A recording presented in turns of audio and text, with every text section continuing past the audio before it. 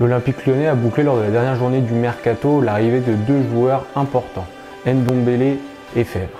Ce dernier a été acheté 15 millions d'euros plus bonus. Une belle plus-value pour son ancien club, le Stade Brestois, qui l'avait acheté seulement 400 000 euros 2 ans et demi plus tôt à l'AS Monaco. Dans quelle position va-t-il jouer? Sera-t-il titulaire? Élément de réponse maintenant.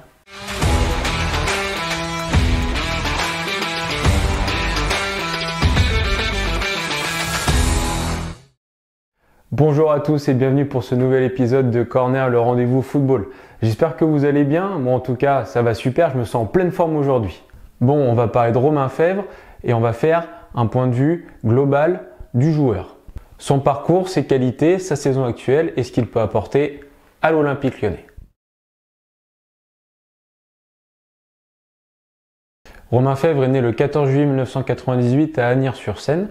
Il effectue du coup toute sa préformation en région parisienne, en tout début à l'ES Gennevilloise, puis après au Racing Club de France. À l'âge de 16 ans, il part du côté du Tours FC et arrive à l'AS Monaco en 2017. Il joue principalement avec la réserve de l'AS Monaco en CFA 2, puis il effectue ses débuts professionnels en décembre 2018 lors d'un match de Coupe de la Ligue. Comme quoi, elle sert peut-être à quelque chose cette Coupe de la Ligue. Non, je déconne.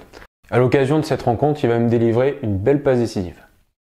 Cette performance ne suffisant pas, il va passer la suite de la saison et la saison suivante, toujours avec la réserve de l'AS Monaco. Lors de l'été 2020, le Stade Brestois fait le pari de signer Romain Fèvre et du coup va le chercher à l'AS Monaco, comme rappelé pour juste 400 000 euros. Et il devient du coup un joueur phare du Stade Brestois.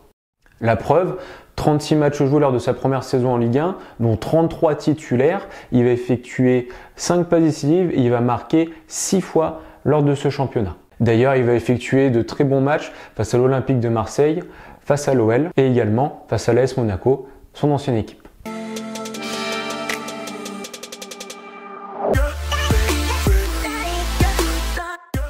Il effectue donc une très belle première saison dans le monde professionnel au sein de l'élite du football français et il va permettre du coup au Stade Brestois de se maintenir. Par rapport au profil de joueur qu'il est, Olivier Dalloglio, qui était à l'époque le coach du Stade Brestois, l'avait principalement fait jouer milieu gauche, même si on voit qu'il aime avoir de la liberté et surtout percer également dans l'axe, là où il est le meilleur et faire la différence. Il aime être du coup l'électron libre de l'équipe et mener également le jeu de son équipe. Lors de cette première belle saison qu'il a effectuée, il a pu découvrir les portes de l'équipe de France Espoir avec laquelle il compte déjà 8 sélections. Lors de l'été 2021, plusieurs rumeurs de transfert l'amènent surtout au Milan AC. Ce transfert sera malheureusement avorté à quelques jours de la fin du mercato, fin août. Il avait lui-même décidé de ne pas prendre part au déplacement de son équipe à Strasbourg pour ne pas pénaliser ses coéquipiers, l'équipe et le club. Le début de saison est difficile pour son club, le Stade Brestois, avec son nouveau coach Michel Derzakarian, car ils devront attendre la 12e journée avant de remporter leur premier match de championnat. C'était sûrement un mal pour un bien, puisqu'après ils ont enchaîné 6 victoires d'affilée.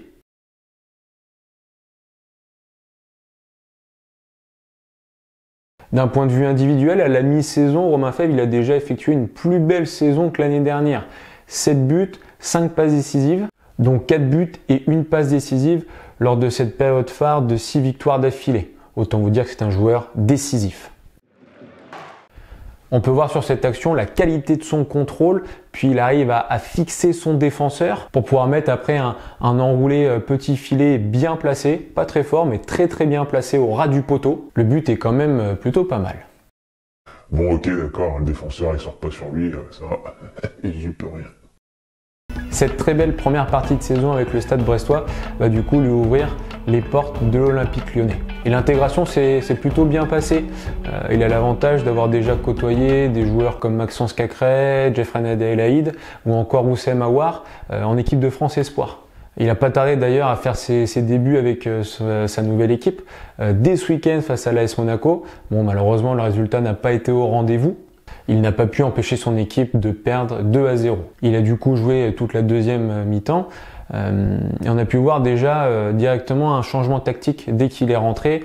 Il y a quand même eu aussi deux autres changements en plus de lui lors de cette deuxième mi-temps, vu que l'équipe lyonnaise était totalement abasourdie et sans jeu. Peter Bosz a même dit en conférence de presse s'il avait pu faire 9 ou 10 changements, il l'aurait fait. Ces changements tactiques, du coup, on va les voir maintenant. Lors de la première mi-temps, dès le début du match, l'Olympique Lyonnais était sur un 3-4-3, l'habitude qu'ils ont de jouer comme ça. Et quand Romain Fèvre il est rentré, ils sont passés dans un 4-2-3-1. En plus de lui, il y a eu Cherki et Tanguy Ndombele, l'autre recrue de ce mercato hivernal, qui sont rentrés en jeu.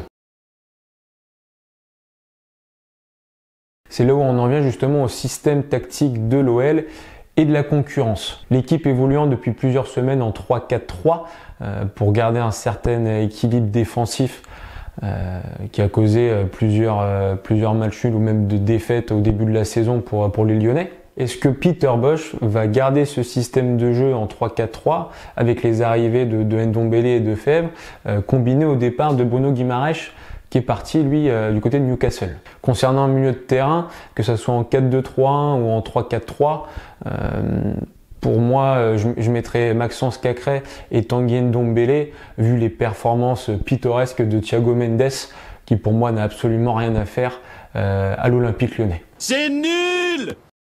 Mais c'est après justement dans les postes un peu plus hauts où ça devient vraiment très corsé.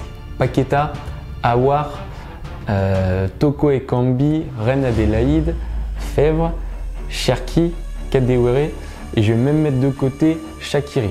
Donc sans compter Shaqiri, ça fait quand même déjà 7 joueurs pour aller 2 places. Sachant que j'ai pas compté Dembélé non plus en tant que neuf. Le choix va donc être très difficile pour déjà le troisième milieu de terrain si l'OL joue en 4-2-3-1 ou sinon pour les ailiers.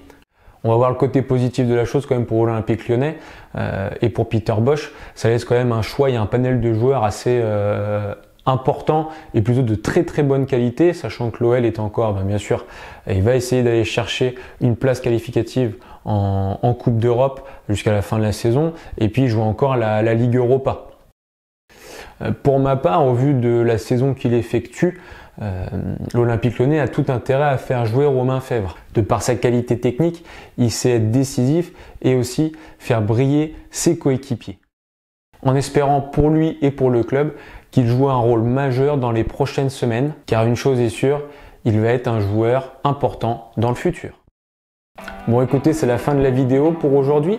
J'espère qu'elle vous aura plu. Dites-moi en commentaire ce que vous pensez de Romain Fèvre, de ses qualités, si c'est un bon joueur pour vous ou s'il est encore un petit peu trop jeune. Je pense également aux supporters de l'Olympique Lyonnais. Qu'est-ce que vous pensez de lui? Voilà, mettez-moi tout ça en commentaire, je me ferai un plaisir de vous lire et d'y répondre. Je vous invite encore également à vous abonner à la chaîne, c'est super important pour pouvoir développer cette belle communauté. Ça me ferait vraiment plaisir, sincèrement. Je vous remercie de m'avoir suivi, je vous souhaite une bonne journée, à la prochaine, ciao!